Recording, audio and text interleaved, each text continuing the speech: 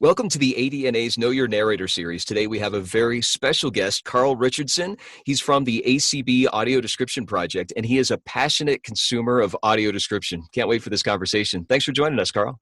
Well, thank you for having me, Roy. I'm very excited about being on your podcast and honored to be on. I listen to all the other podcasts with all the narrators, and I can't even begin to express my appreciation and gratitude for the work that you and all the other narrators do to make our lives more enjoyable.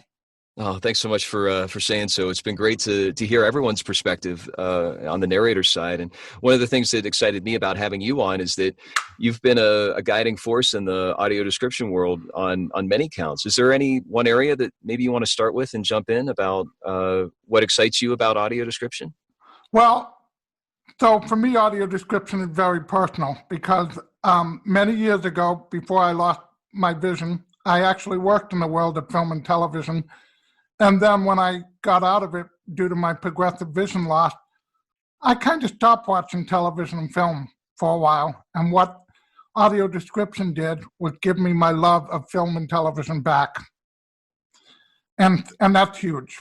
And the other thing it does is I'm married, and it allows me and my wife to watch film and television together, because when I watch a show without audio description, she puts a lot of pressure on herself to try to audio describe the show herself while we're watching, but that means she's missing it and not enjoying the show.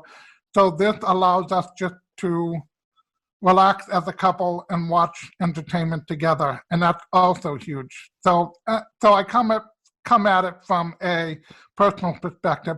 I am also an ADA coordinator by profession, an Americans with Disabilities Act coordinator.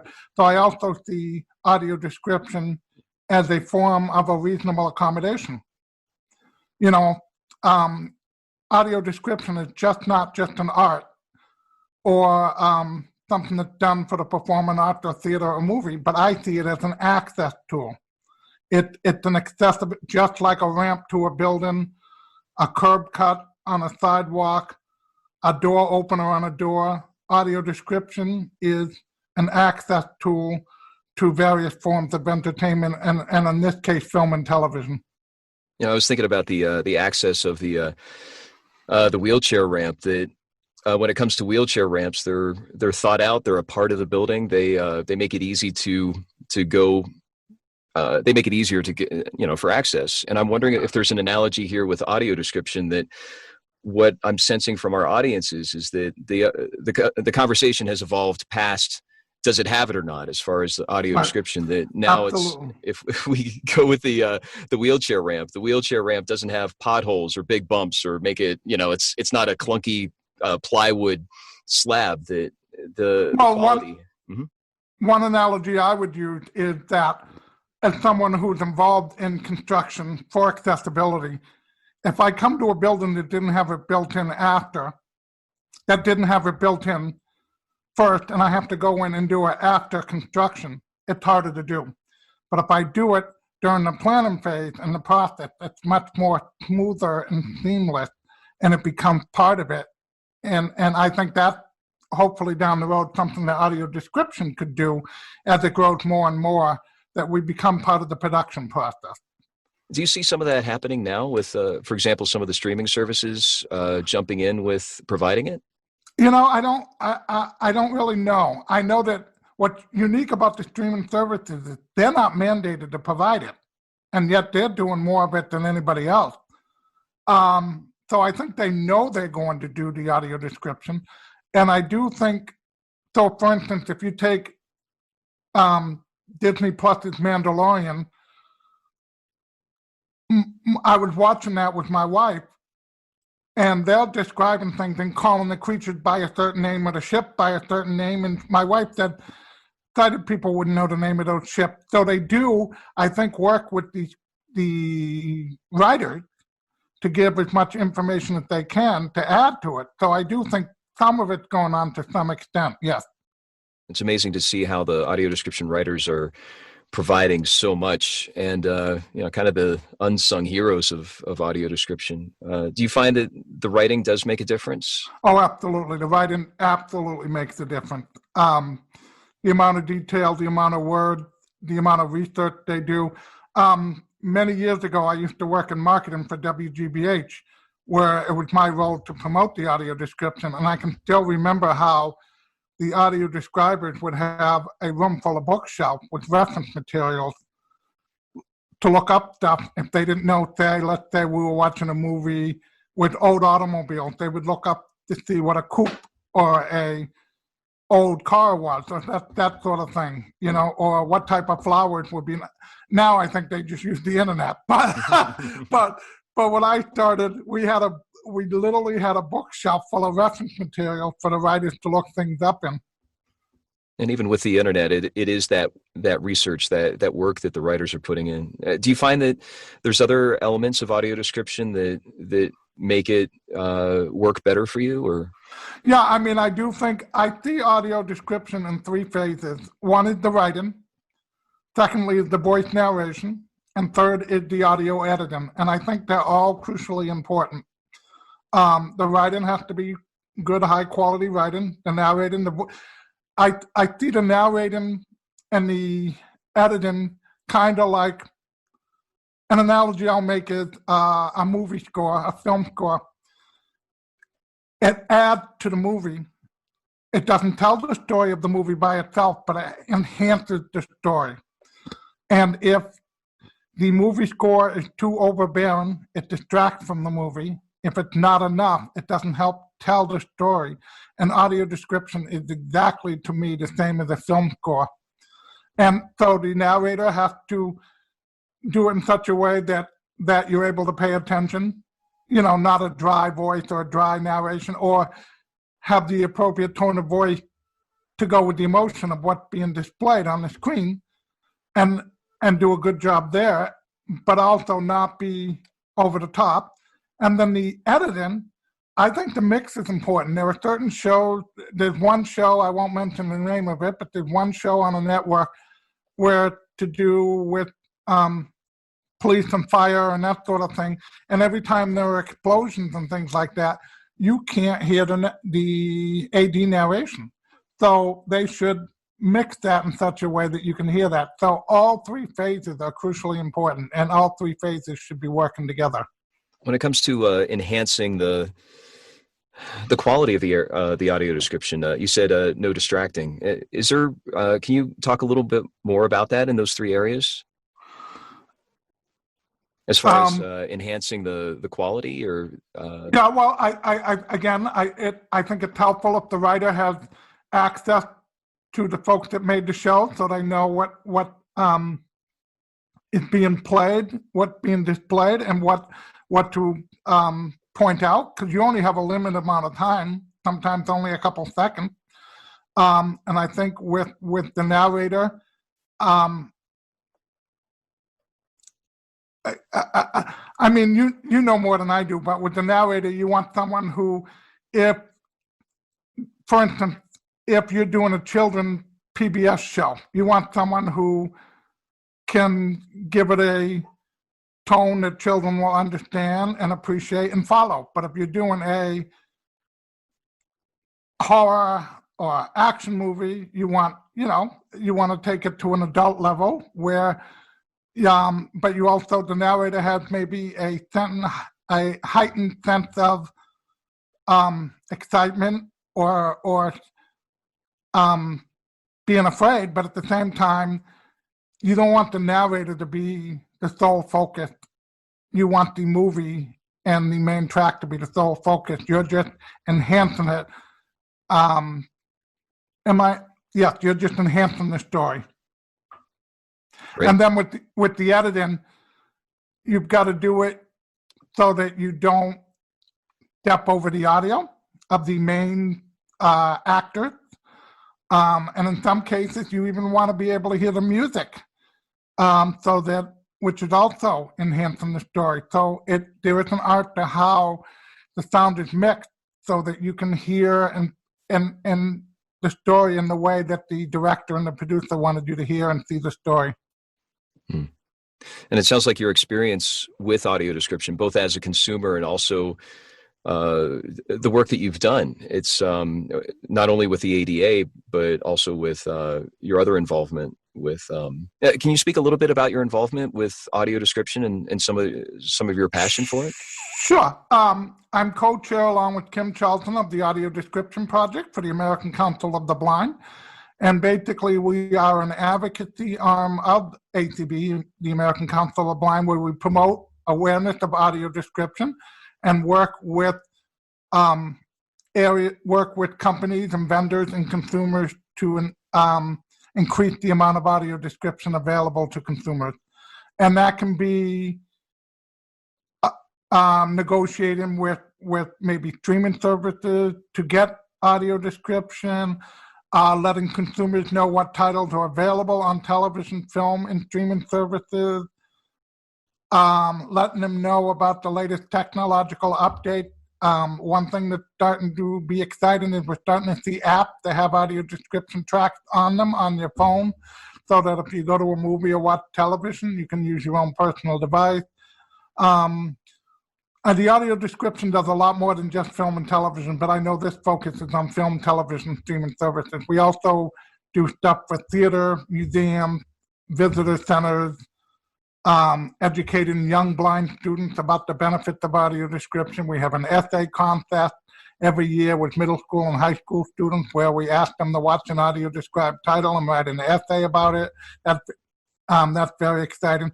So we do quite a bit. And it sounds like that education, regardless of the format, whether it's the museums, the theater, movies, or TV shows, that in a sense, it sounds like you're bridging the gap between the audiences that listen to audio description and also the provider, whether it's entertainment or museums or theaters. Do you find yourself feeling like a facilitator between the two groups? Sometimes. I'm more in line with the consumer side, but sometimes we'll reach out to the industry folks and say, we got a complaint that your audio description wasn't carried through, and we can resolve that and enhance it and fix it. So yeah, sometimes we do act as a go-between, but mostly I'm a consumer who watches audio description, and I'm just trying to get more of it, to be honest with you. And what's fascinating is I'm starting to see a switch now with my generation and the younger generation. My generation didn't necessarily grow up with it, and we like it and we love it, and it's nice to have the younger generation are expecting it and demanding it. Mm. Which is nice to see, by the way. That's a good thing. Yeah. Do you find that, can you name an example of maybe some of your successes within the ADP, how you've gotten more of it, whether it's through a streaming service or... Well, the Audio Description Project, the American Council of the Blind, was very much involved in the creation of the 21st Telecommunications and Video Accessibility Act, otherwise known as the CVAA, which mandates that the 4 broadcast networks and the 5 top rated cable networks produce 87 and a half hours a quarter, I think it is, which comes to about 7 hours a week. We were very much involved in that. We were in negotiations with some of the major streaming services, such as friendly negotiations, I should say, with Netflix and others to get audio description. So what else? We work with museums and give advice on best practices and guidelines, things like that. How has been the response from those companies? Have they responded? You said friendly. That's why I kind of laughed. Yeah, no. For the most part, they've been very positive. It's more to do, extremely positive, actually. It's more to do with, how many hours of audio description do we guarantee? We, on the consumer side, if the show was ever audio described anywhere, when they get the right to it, I want to see the show, the file of the audio description travel with that show. But sometimes they say, but that makes negotiations more difficult for us. We're just trying to negotiate for the show. And that's where I go back to see, we have to think of the Audio Description Act and asset tool rather than something to negotiate the right for, you know. But for the most part, very friendly. It's just, it's little administrative stuff, like you're also going to make your website friendly. You're also going to promote the audio description. So I would say overall and by and large, it's been very cooperative with both industry and blind consumers. Oh, that's great to hear. Can you go back a little bit and talk about the audio description traveling with the show? Can you explain what that means? The audio description what? How the audio description travels with the show? Oh, yeah. Or should travel. Well, yeah. One of my biggest frustrations as a consumer is when, let's say, and I'm just going to say generically, a movie plays in the movie theater with audio description, and then a streaming service picks up the rights when it goes to video, but there's no audio description. Why not? It was already previously audio described. So I would love to see one of the things in the future of audio, as audio description progresses, I would love to see that we put in a I don't know if mandate the right word, but a best practice that wherever the show travels, the audio description track travels with it, because they would never not include captions when the show goes somewhere. The captions always travel with the show. So industry needs to see that the same way. The captions and the audio description should just be one package. I love how you said that. And cinema to streaming is a nice expression. I'm thinking about a Melissa McCarthy movie that when it airs in the theaters, she stars in it, but when it goes to the streaming services, it's not like they edit her out and she's gone. Right. It's, right. Yeah, exactly. With it. Okay. Gotcha. Right. Yeah. And the other frustrating thing is, like, the movie that just won Best Picture, what was the name of that picture? From South Korea. Parasite? Yeah, there we go. That was audio described over in England for theatrical release. So why not? We're both English-speaking countries, so why not just release the audio description track here for theatrical release? Parasite was the only Best Picture nomination out of the 9 nominations that did not have an audio description track during the theatrical release. And it sounds like, yet the audio description was done. Yeah. And it seems like with all the friendly negotiations that you have, the relationships that you have with the studios and otherwise, that it is, it sounds like a system problem that is being addressed. Do you find that steps are being taken to get to that direction? I think, well, it is a system problem because, you know, the bigger the company, the more silos they have. So, for instance, they have one division that deals with theatrical releases, then one division that deals with video releases, and then one division that deals with television releases. So you have 3 different companies, you will, if within a corporation. So they don't necessarily know that the film was described when it was in the theater, and so they don't always talk to each other. And I'm not sure studios, when streaming services negotiate with the production company, that I do believe that streaming services in good faith do ask for the titles in many cases, but I think sometimes the company they are asking them from may not even know if they exist. You know, so because I do believe that Netflix, for instance, asked for all the titles as part of their contract, but the corporations may not know that they have them. And so there does need to be a streamlined process. And I don't think ACB has really started negotiating, say, with Warner Media or Paramount or MGM. We haven't gotten to that level yet. And it sounds like that those relationships are helping educate those companies as to what this is and the value of it, that can help, that relationship that you've established with those companies and helping them educate, here's what we need and here's what's happening, that they can become more aware of it. Yeah, to be honest, what the most important is when the industry, whether you be a production company or a streaming service, streaming service hears from a consumer.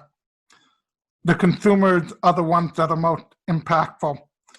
They're the ones that when they talk from their voice say, listen, my child can now go to the movies with his friends for the first time in his life because your film was audio described. And I still have a letter years ago from when I worked at WGBH from a mother who wrote to me saying, I took my son to see the Harry Potter movie. And I sat there and I cried the whole time because he had a smile on his face, and I've never seen him smile during a movie because this is the first time he could go to a movie with audio description. I've never forgotten that letter. That letter is now 15, 20 years old. I still have it. That's why audio, and so it is more important, while A to B is cool and we have a lobbying arm of, not lobbying, but informational referral resource that we can work with industry. It's the consumers that are pushing this forward. And it's why I believe the streaming services are doing audio description without being mandated, because they know who's watching. It's all data for them. They can see who's watching a film with audio description or not. They have the actual numbers. And if the numbers didn't back it up, they wouldn't do it. And that's, again, outside of the mandate of the FCC, that this is... Absolutely. Yeah. So it's not mandated in the theaters.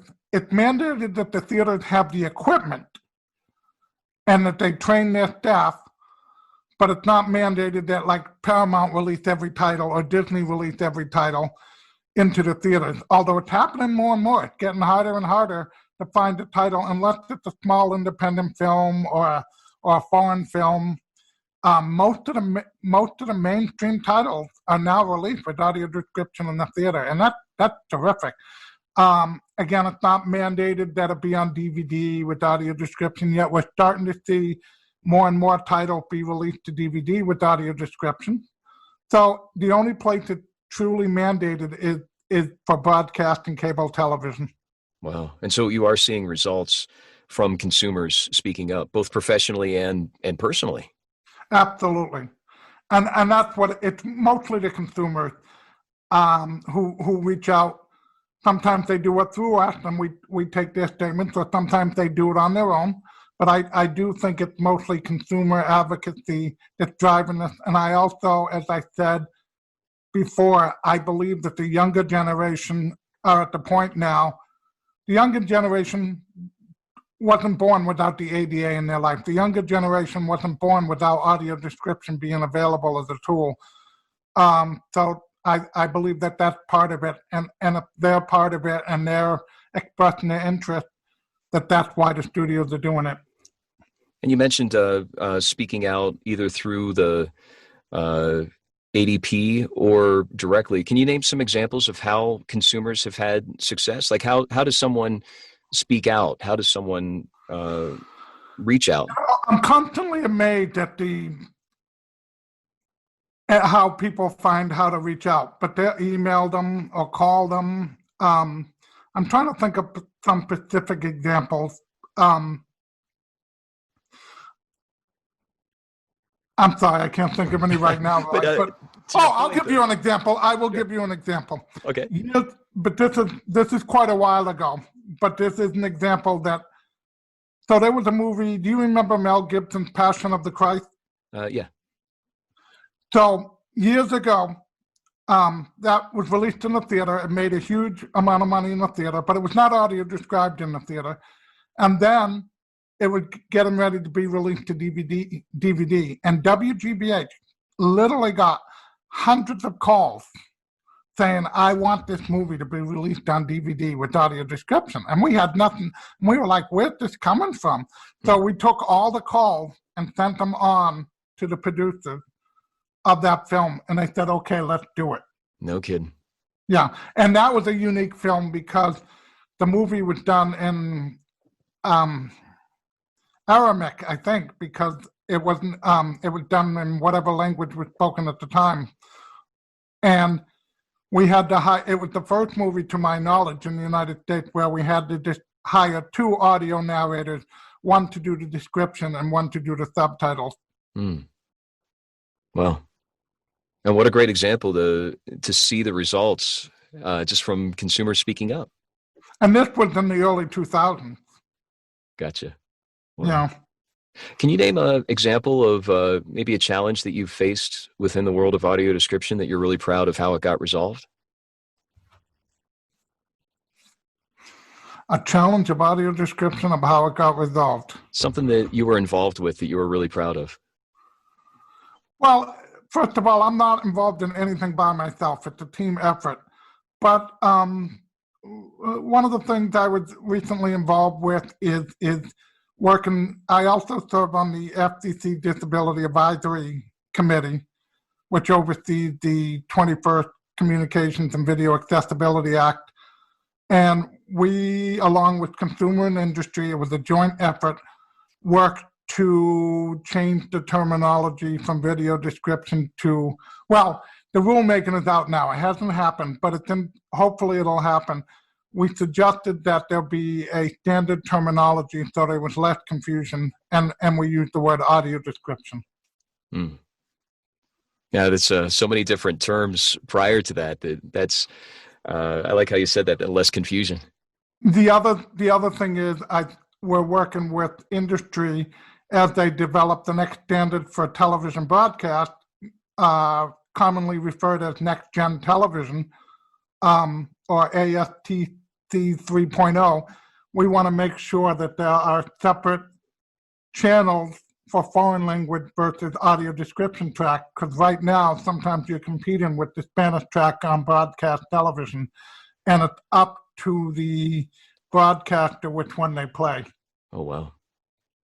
And obviously that's a solution. I'm thinking of Apple Plus and how they have multiple languages of audio description. Right. That's streaming. That's different. Gotcha. We're talking about broadcast. But yes, Apple Plus, wow. They have all their original programming and everything they have audio described is done in 9 different languages of audio description.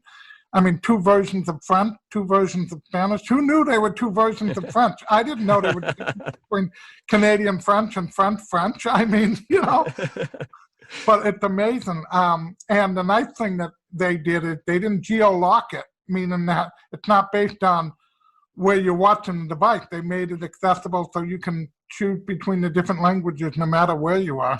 One of the things that's really exciting about these streaming platforms is that each have found their own little quality or excellence niche within audio description. You mentioned Apple Plus, and then Disney with their back catalog.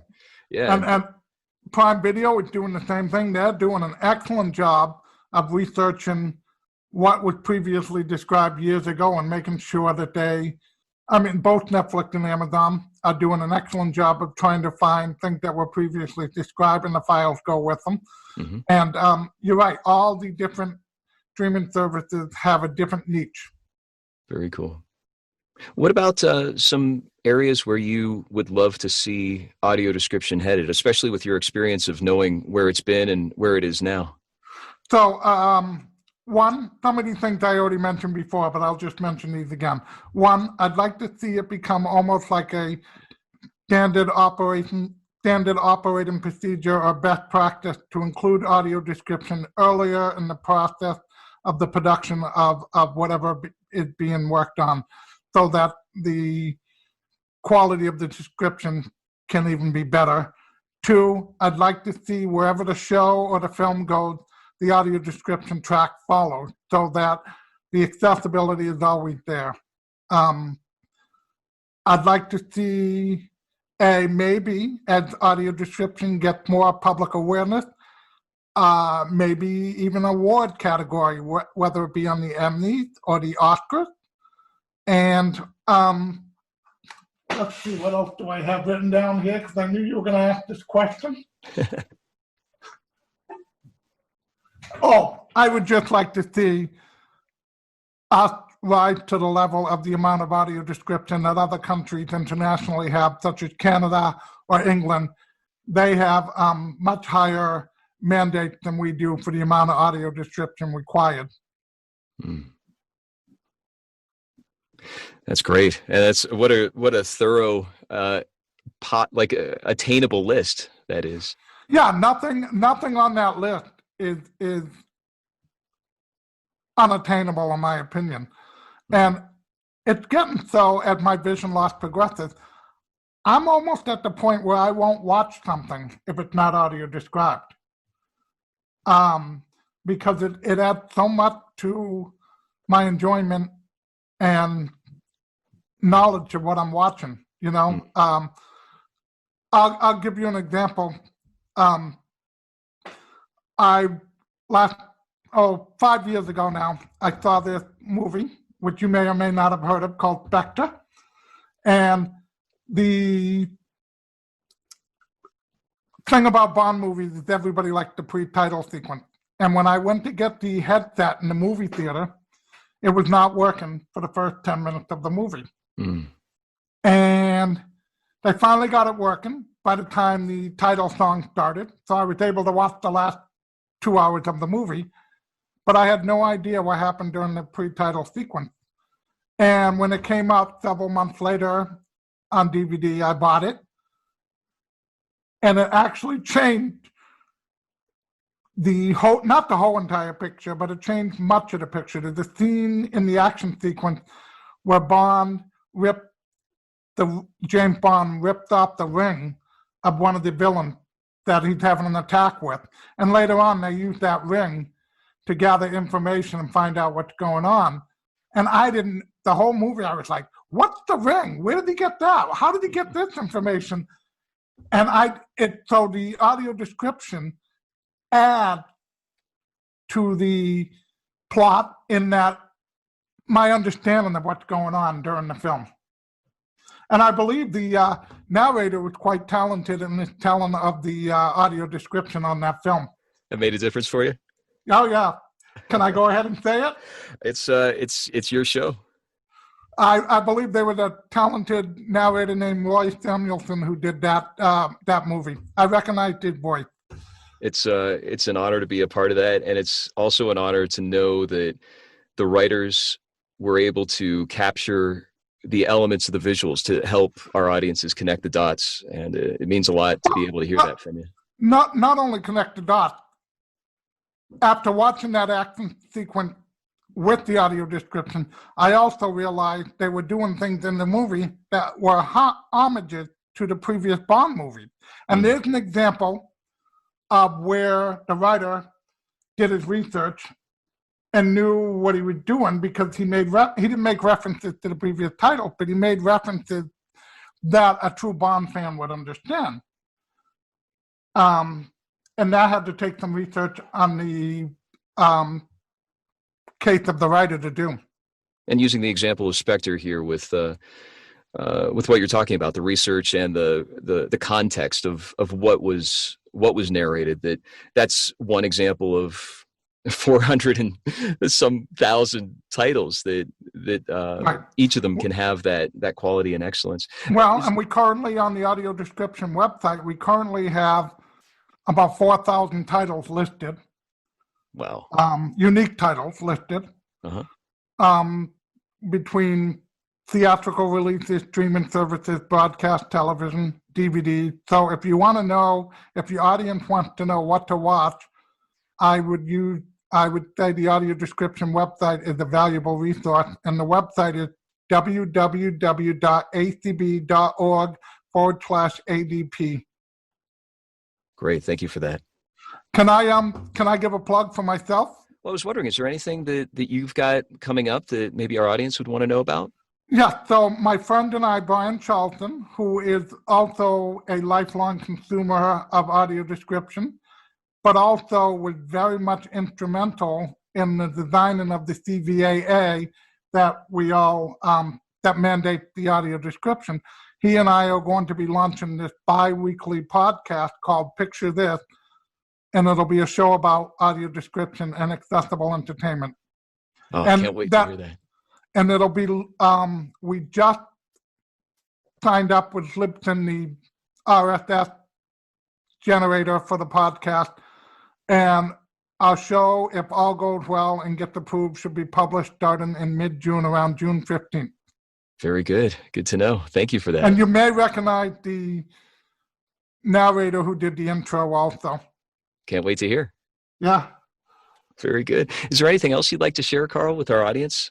No, I just that I know that your audience isn't just blind consumers, but it's also professionals because of your contacts, other narrators, other writers, industry folks. I just want to make sure they understand what a valuable difference this makes to not only the blind and visually impaired community, but I believe it also applies to people who are on the spectrum, people like my wife, who's always multitasking and may want to do the dishes, so she'll just turn on her iPad and turn on a movie and almost use it like an audio book.